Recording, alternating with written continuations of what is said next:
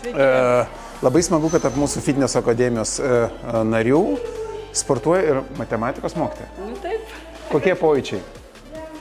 Na, atėjus, žinokit, nuostabūs pojūčiai, kadangi aplinka nuostabi, gausybė vaikų, bet svarbiausia nuostabus treneriai, Modestas, Kęstutis ir dar Lukas, visada surandi pagalbą, padeda, tiesiog pataiso blogus judesius, tiesiog, na, esam apgaubti dėmesio ir pagalbos.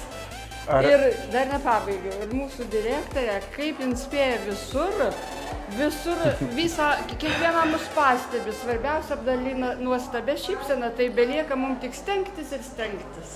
Ar tęsit savo pradėtą kelią?